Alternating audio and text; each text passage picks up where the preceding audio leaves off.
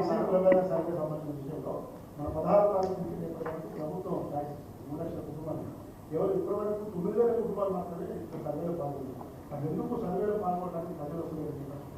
కిషన్ రెడ్డి కేసీఆర్ పార్లమెంట్లో ఉన్నారు, అందుకే కేంద్రంలో వెళ్ళలేదు, మెట్రో విషయంలో మేమేం అడుగుతామండి? మేము ఎక్కడ అధికారంలోనూ? నేనేమంటున్నా, కిషన్ రెడ్డి గారు ఏం అడుగుతున్నారో ఏం అడుగుతలేరో, ప్రధానమంత్రి గారి డైరెక్షన్లో ఈ ఆర్ఎస్ఎస్ ముఖ్యమంత్రి గారు ఏం పని చేస్తున్నారో మాకు తెలియదు. వారి బ్యాక్గ్రౌండే ఆర్ఎస్ఎస్, వాళ్ళిద్దరు ప్రతి విషయంలో కలిసి పనిచేస్తారు. మొన్న ఎంపీ ఎలక్షన్లో చూసినాం, అంతకుముందు ఎమ్మెల్యే ఎలక్షన్లో చూసినాం.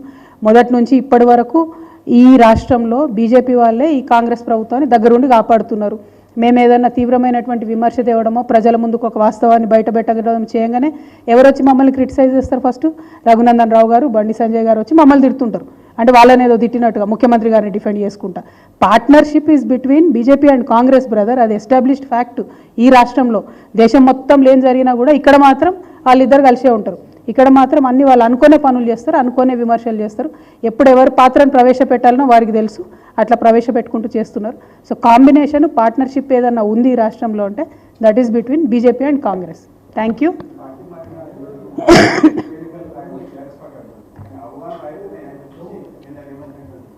నేను ఏమంటున్నా బ్రదర్, చాలా మాట్లాడిర్రు నిన్న ముఖ్యమంత్రి గారు. ఎప్పుడు మాట్లాడినరు? ప్రధానమంత్రి గారిని కలిసిన తర్వాత కాన్ఫిడెంట్గా 3 గంటలు ముచ్చట్లు పెట్టిరు. ఒకటి కాదు, రెండు కాదు, అందులో అనేకమైన అంశాలు మాట్లాడారు. ఈ అన్ని అంశాలు కూడా ప్రధానమంత్రి గారి చేతిలో ఉన్నాయి కదా. ఎమ్మెల్యేల మీద ఏం తీర్పు రాదు అంటున్నారు. ఆ విషయం మీ వీరికి ఎట్లా తెలుసు? ఏది వస్తుందా రాదా, ఎవరి చేతిలో ఉంది, ఏంది అధికారం మీకు అర్థమవుతుంది కదా. నేను అనేది ఒకటే, వాళ్ళ నెక్సెస్ అన్నది, వాళ్ళ రిలేషన్షిప్ అన్నది నిన్న బయటపడిపోయింది. ప్రధానమంత్రి గారిని కలిసి వచ్చిన తర్వాత ముఖ్యమంత్రి గారు అనేకమైన విషయాలు మాట్లాడారు. అందులో ప్రధానంగా మా శ్రేణులకు, తెలంగాణ ప్రజలకు మేము చెప్పదలుచుకున్నది ఏంటంటే, ఒక కుట్ర జరుగుతూ ఉన్నది. ఆ కుట్రను మీరు గమనించండి. ఎందుకంటే ఇటువంటి కుట్రలు మస్తు చూసినాం తెలంగాణ ఉద్యమంలో. మనం ప్రజలకు మేము కమ్యూనికేట్ చేయడం ద్వారా ఆ కుట్రలను ఎదుర్కోగలిగినాం. ఫ్యూచర్లో కూడా అదే చేయాలని మేము అనుకుంటున్నాం.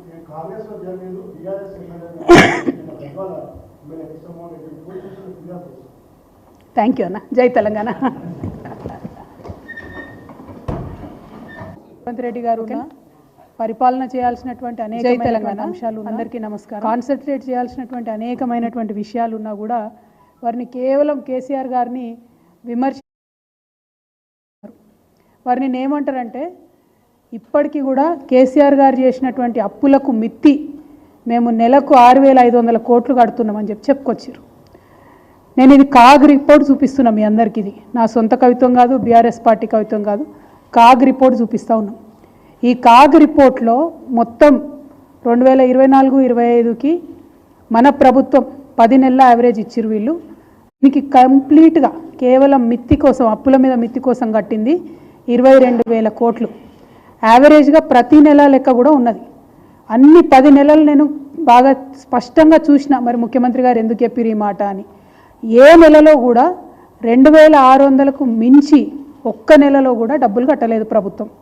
మరి ముఖ్యమంత్రి గారు 6,500 కోట్లు కడుతున్నాం నెలకని ఎందుకు చెప్తా ఉన్నారు మిత్తి? ఎందుకు అబద్ధాలు ఆడుతున్నారు?